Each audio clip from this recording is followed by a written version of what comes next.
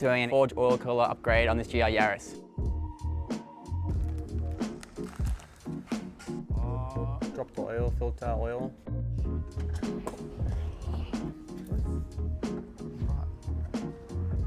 Load that way.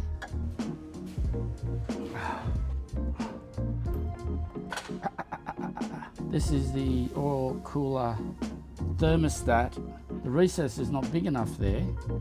The O-ring. The O-ring is going to ooze out, and I don't like that. Should be copper washer or something there, not a bloody O-ring of that size. That's no good. It should be completely inside. You can't have it oozing out like that.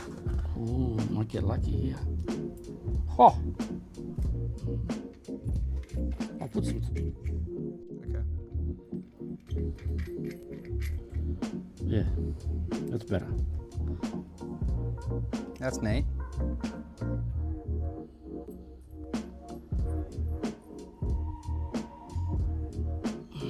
So what you do is you put a little bit of oil on it, on this O-ring, lubricate it a bit, throw that on there like so, O-ring that way. This little bugger goes on there, like so. Like that.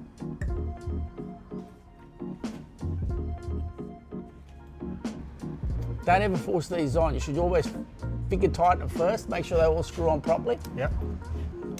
And then you tighten them up. Don't force them on there.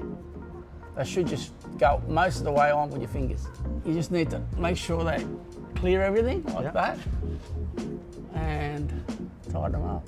Double zippy. Double zippy. I like the double zippy.